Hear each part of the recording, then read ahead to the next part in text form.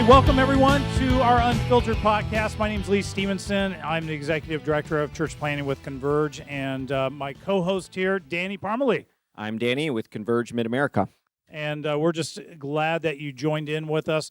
Today we're going to be talking about, I think, one of those topics that every pastor faces, but oftentimes we don't necessarily have the courage to always talk about it or to admit that we're walking through a season that's a challenge or a season of pain, and even what do we do with that? I feel like I have a little bit of a unique perspective in this, Danny, in that I'm a pastor's kid. I was about 11, 12 years old, and I watched my dad burn out, and what that did to me personally and to us as a family will ever be etched in my mind. God used it in a gracious way, and I really think it's through His grace and His miraculous work that I didn't just, walk away from the church altogether and say I'm done with this. And I'm thankful to my parents because I think they helped us see both the positive and the negatives that exist in ministry, and I am who I am today partly because of that.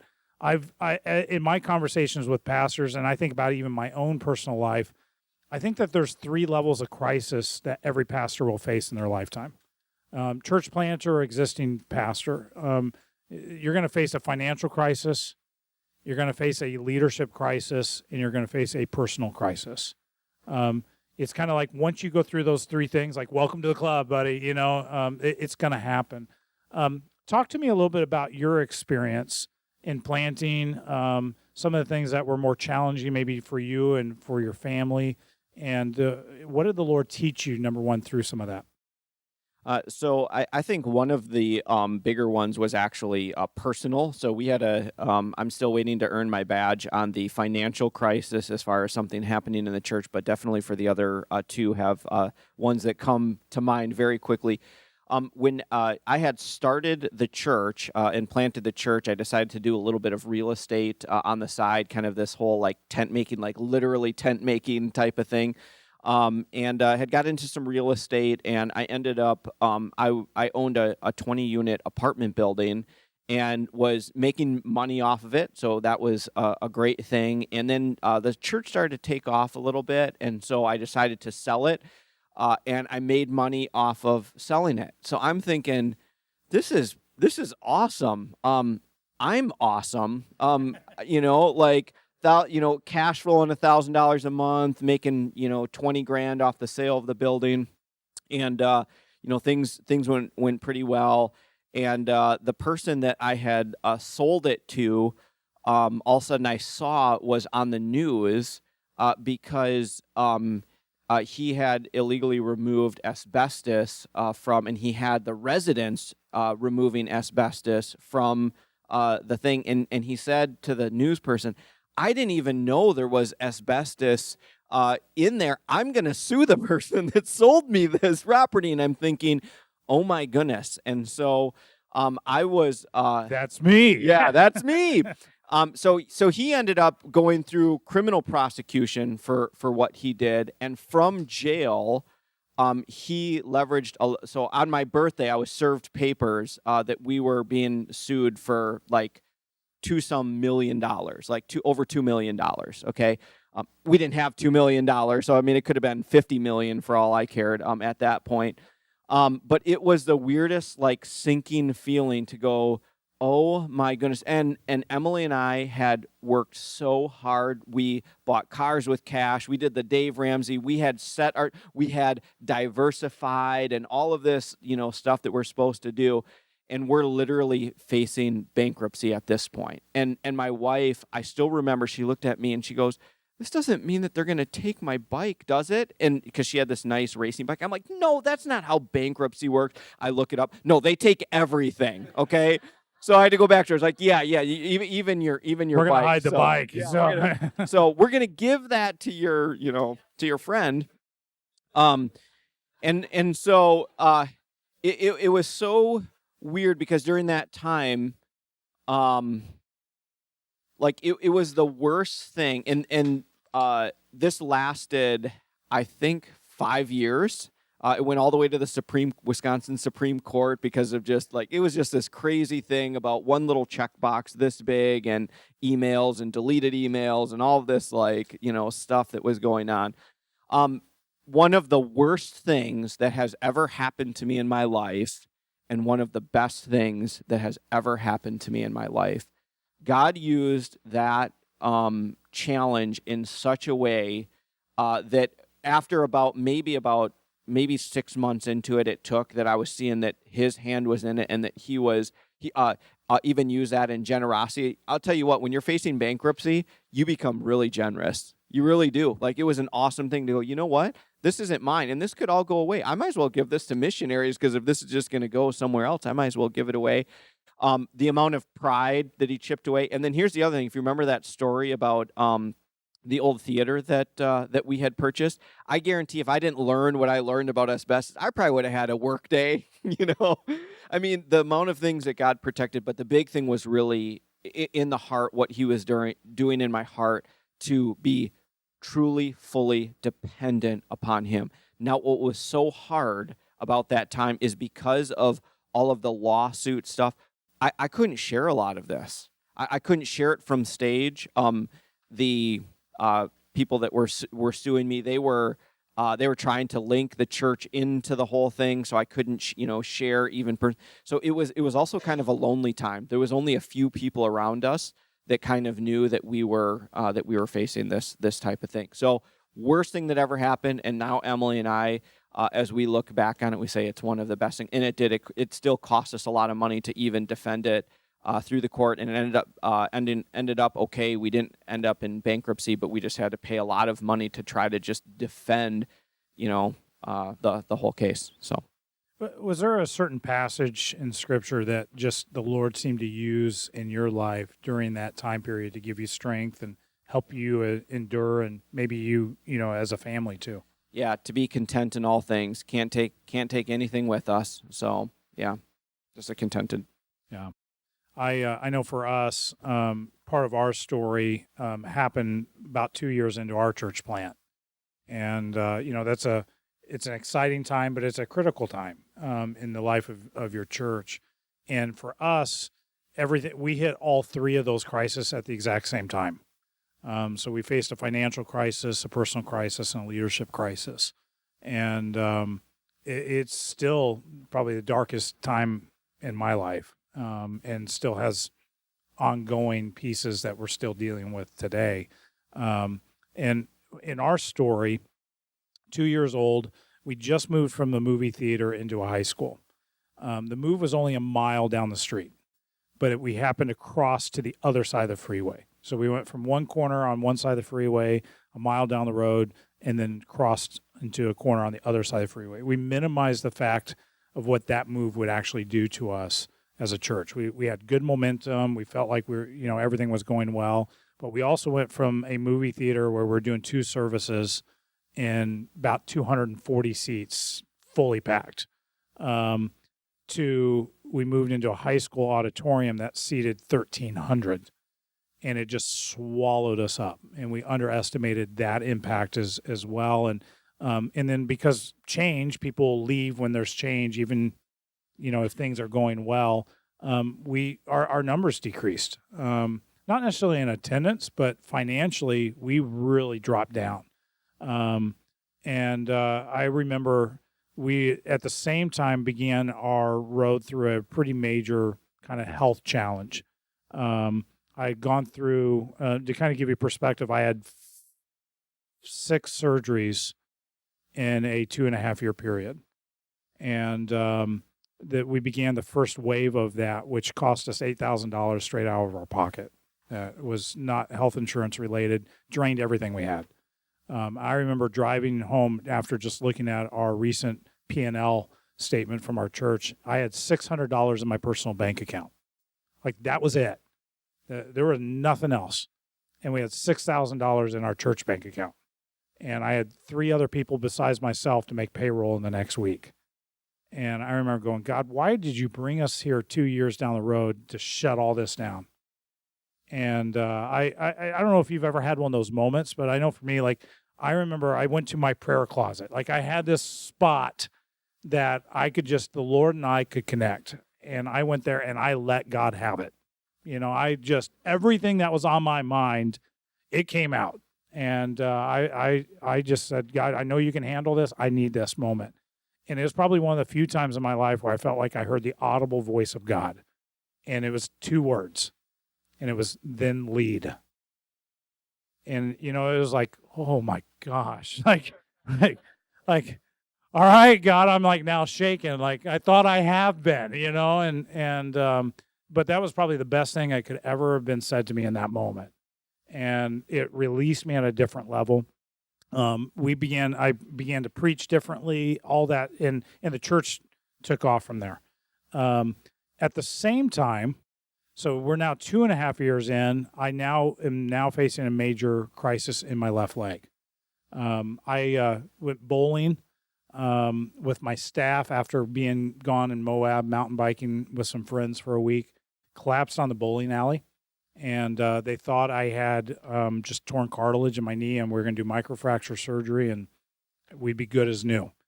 The doctor went in to do surgery, came out of the OR. My wife said his eyes were as big as saucers, going, I have no idea what your husband did, but I can't do anything. You're going to have to come back a week later, and we got to figure out where we're going to go. Out of that, I became a national case study. My doctor flew to Boston, where 10 cases were taken by the 2 top orthopedics in the world. Mine was one of those. And they came up with this game plan, what they were going to do. At 2.5 years into our church plan, I had that surgery. Put me 3 days hospitalized, but I was 12 weeks bedridden. I was hooked up to a passive motion machine, which just slowly moves your leg back and forth 12 hours a day for 8 weeks. And I can't tell you how boring it is to look at your ceiling for that long. And I preached from a wheelchair for 2 months. It was just dumbfounding to me in a 2.5-year church plant. You're going, God, this isn't what I signed up for. And a year later, to kind of warp speed things, a year later, we find out the surgery didn't work. I had to walk with a special brace for a whole year. We start doing some testing. I get diagnosed with what is called SONC, spontaneous osteonecrosis of the knee, meaning that the bone is literally dying in my knee. And the doctors warned me that if God doesn't basically intervene and your body heals itself, you're going to lose your left leg. And I remember it was just devastating. I've got 2 young kids. I'm pastoring a young church. I can't even teach my daughter to ride a bike. And it was devastating. And to throw salt into the wound, we had just moved into a new house. I couldn't do my landscaping. New house needed landscaping, the yard put in. I love doing that kind of stuff, being outside working. I couldn't do it. And I remember I'm looking for leads, landscapers to hire to come put my yard in. My subdivision's getting on me, like, you got to get your yard in. And so I call this guy, say, hey, would you come out and give me a quote? Never met the guy, got a referral. He pulls up in a big pickup truck, jumps out of the truck, and he's an amputee. And I'm like, God, like of all people that would show up to my house right now, that's who you bring. I just furious. And I'm interviewing amputees at this point. Like, this is where I'm at. Like, I'm like, what leg is that? Because that's the world I was living in. Yeah. God taught me so much in that journey, and still teaching me on this journey, that our people in our church, they really don't know what it means to suffer well. And God may choose to use us to give them an example practically before them of what suffering well can actually look like. That's a privilege. The other thing that God taught me through this is really 2 Corinthians chapter 1 came alive at a totally different level. Where it talks about the fact that in our pain and our trial, God is our comforter, so that we can do that for other people as well. What I realized in this journey, and I hope that any of you that, I know that you're experiencing pain.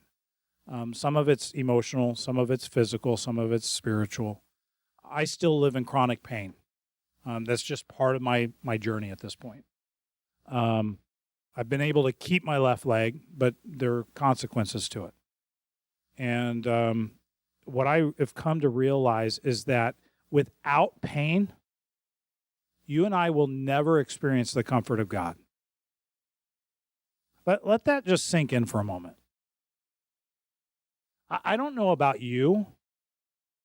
I want to know that part of God. I want to know the comfort of Him. And then, in the midst of that, He is gracious enough to allow me to share that comfort with other people. Oh, incredible. It is really a gift when we begin to look at it and understand it at that level. What words, Danny, would you have for somebody here that may be walking through one of these seasons? Both from, hey, you're not alone, but what else would you have to share with them? Just lead. No. I do think though that to be honest with it, and I was going to ask you, like, what was it like preaching from the wheelchair? Do you know what I mean? Like, were you like, oh, I'm self-conscious, or they deserve a better pastor, or were you able to use it in an authentic way and just be like, hey, did you use humor? Did you cry? Was, what was it? What was it like? Because even me visioning it in my mind, I'm like, if I came to a church and there's a guy in a wheelchair up there, I just, as vain as that is, I might be like, that's weird. Yeah. Honestly, I was on so many pain meds, I don't remember much. I heard it was the best preaching I've ever done. So, I was on Vicodin the first time I came back and preached. So, honestly, there was part of it was humiliating. Because I've always prided myself. I've been an athlete my whole life. I raced at a semi-professional level with mountain bikes. And here I was sitting in a wheelchair in front of all these people that I loved and going, I'm not the guy that I thought I was. And it was humiliating. I mean, I literally had to sit with my foot like this the entire time I preached. I wasn't allowed to bend my knee for, I think, the first 12 weeks, unless I was in the passive motion machine. And, it was hard. Like my best friends, one of my friends that's sitting in the room right now, he was the guy that wheeled me out on the stage. And he'd wheel me around the church, and he'd have to wheel me into the bathroom. And, it was like... Yeah, that's enough. Yeah, hey, we're unfiltered, so... Well, let's put a little filter on that one. Okay. But it was humiliating. And but this is why it's important, too. You got to pay attention to culture. When I was bedridden, I had one of my elders turned against me. And, was trying to authority over who I was and the way we were leading the church. And I don't know if it was a full-on coup attempt, but it was, I'm laying in bed. I can't do anything about it. And I was so thankful that the rest of my elders saw it for what it was and dealt with it and had my back. But that was the leadership crisis that we face in the midst of all of that as well. Yeah. So going back to your question, though, of the advice I would say is, first of all, learning to suffer well. And as you learn to suffer well, you get to teach that and you get to model that. And it is such a missing component, because that's not your sermon series that you're putting out on a postcard, and it's really not something that you can manufacture. But I think it's such a missing piece. We talk all the time about, like, hey, well, when you're a Christian and this is going to be awesome, and it's like, you look at Christ's life and it is, follow after me, and he tells us that, and we've got it pretty cushy here in America. And I just think that there is so much that you personally can learn and grow in your relationship with God, but it's also stuff that you can share with other people. And the reality is that people that are coming to your church, they're going through similar stuff as well too. And so that was another big piece for me, was the empathy. I naturally score pretty low on empathy, and I'm always thinking, if someone has a problem, I'm like, well, God's got a bigger plan, or what's the good we can, and it's like, I didn't say that anymore to people when they came to me. Or my first question was, well, did you do it? Like, Like if someone said, hey, I have someone's leveraging a lawsuit against me, my first thing was, well, what did you do wrong? And I'm like, oh, wow. So maybe that doesn't need to be my lead-in question. And just like, yeah, as people ask me that, and I'm like, wow, that was like the most, offensive, non-comforting thing that I could hear at that time.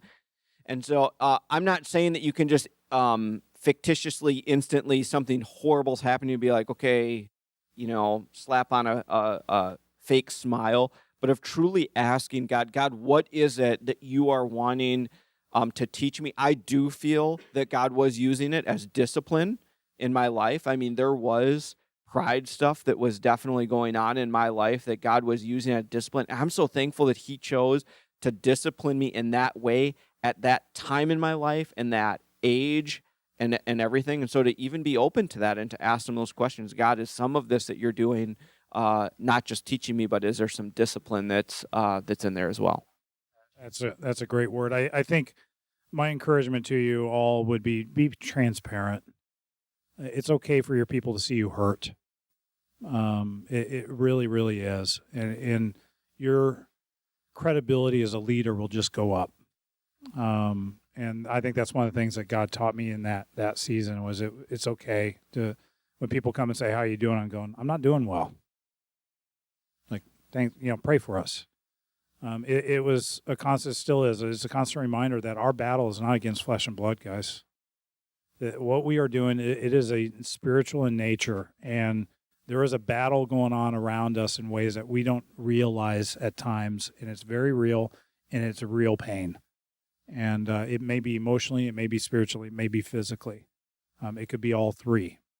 I had to really wrestle with my identity and who am I in Christ in the midst of this, and realize I'm not going to allow this to define me. There's more that God wants to do in this moment and continue as we kind of move forward. And people will respond. Our church grew through that whole process. I was doing a series on Ecclesiastes when all this broke loose, and I'm like, so I'm constantly reminded there's no hope, and all this is kind of going through this, and so it was like, God, your sense of humor is unbelievable. But he did bring comfort in the midst of that. I want us to pause and let's take some time. If there are any questions that people may have and about our stories that we can share and just insight that maybe God brought to us in that process.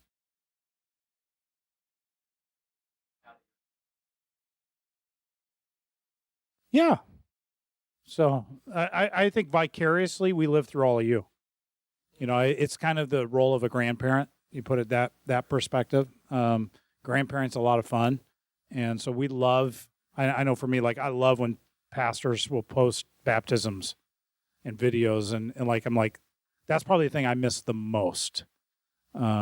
Is knowing the tangible story that you've walked with this person for this past year. You've seen firsthand what God has done in their life, and now, you've seen them celebrate this new life and that they're choosing to live a life for Jesus. And like that it's awesome. I missed that. But at the same time, I know for us, when God called us to move into this role, there was a level of sacrifice that came with that. And who am I to say no to him? So. It'll be my 1-year anniversary of doing this role this week. And actually, Lee and I had lots of conversation before I officially said yes to it. And I kind of asked him some of the same question. I thought I was pretty prepared for that transition. It was harder than I thought, especially when my wife and I moved to Nashville, and we weren't really finding a church that we were connecting with. And so, I mean, even within the first couple of weeks, it's like, well, looks like we're going to have to plant one then. And then when I come to a conference like this, or I think it was one of the ones that, was it 101? No, it was Transform. Lee was doing his presentation of like, here's, the first whatever steps. And I'm like taking all these notes, like, I can't implement any of this right now, So there's definitely that. There's a bit of that grieving and loss and adjustment. But who knows what God will do? I think, and I don't want to overspeak for Lee, but if God ever led us in that to plant again, that we would do that. I look for opportunities of how I can support planters now, and I really do see that as my role. So, Great question. So you maybe give an example of, you talked a lot about suffering well, and you talked about some of the personal benefits, but what did you see in your churches from that suffering well? I know for us personally, as we were growing up into ministry and finding our call towards church planting, one of the things we did have, our pastor was going through some very real suffering, and he did it very openly in front of our church, and it grew our church unbelievably. What kind of were some of the benefits that you saw from maybe being transparent in that, even for your church? It did. I don't know necessarily why, but it gave a different level of credibility as a leader. People realize that you've been through hard things and overcome. And so I know that definitely changed. It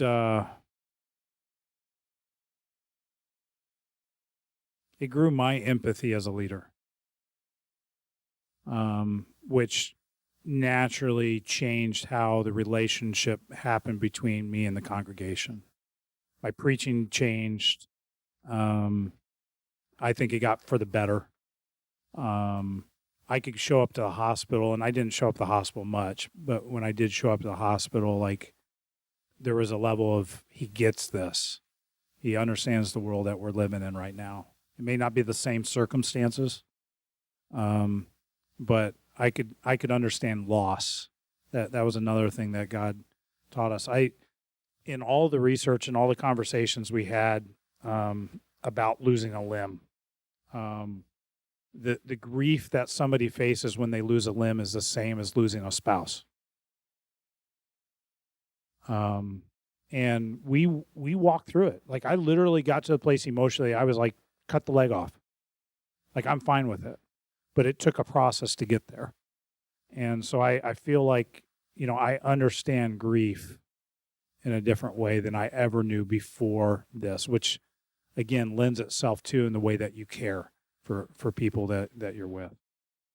I would say, so mine is different in the sense with the specific example I gave, because that did not come on the platform until actually everything was resolved with it. And it's hard to go hypothetical, but I just feel like Epikos would not be where it's at if God hadn't disciplined me and taught me all of those things, because that trickle-down effect was what was happening behind the scenes, my relationships with staff, my relationship with God, all of those things that were just so radically changed. No one would make that connection, but I know it on this side of what God did in my life during that time. So. Thanks, guys, for your stories and sharing that. Danny, appreciate it. I was in court 10 days before our launch and 4 days before our launch, got sued for everybody should trademark their name. We got sued for our church name, and so thanks for making me feel like less of an idiot. But was it your fault? Yeah, I know, right? No. So when you said that, it's my first question. You just feel like an idiot when you get sued or something. Anyway, but I want to talk about pain and marriage with your stories and the tension between letting your wife in. Obviously, you share all life together, but also protecting her, and how you navigated that in those. And I just feel like my wife and I always talk, it's like she wants to know, but she doesn't want to know, and then it's a whole different level when it's people in the church. So how, both with those situations that you walk through, and then maybe beyond that, and when it's church pain, how have you approached boundaries in your marriage in that way, and dealing with that together? Great question. You want to go first? Sure, I can. I don't have any real strict guideline of here is what I do share and here is what I don't, as far as like a real easy way. So for me, it is a lot of prayer and discernment, but I probably shared less with her, even though she is a friend and confidant, especially as I knew that those things would affect her. In other words, like, this is going to affect how she now looks at that person, or her husband, the wife of the husband that I'm talking about. Now that messes with that relationship. And we had that even with, deep leadership stuff where she is like super good friends with someone who is creating a major problem in the church. You know what I mean? And it's like, I can't tell her that, because then that now would take away from her relationship with the church. So I leaned at sharing a lot less with her on things. So really trying to just protect her. Our journey was a little different in the fact that when I was walking through this season, I got stripped away from everything. I had no strength, and I had to be dependent on those around me. I mean, I couldn't get out of bed by myself, let alone bathe myself, make a meal for myself. Like I couldn't do it. I had to have people come babysit me so my wife could go to the grocery store. I mean, that's humiliating as an adult man, you know?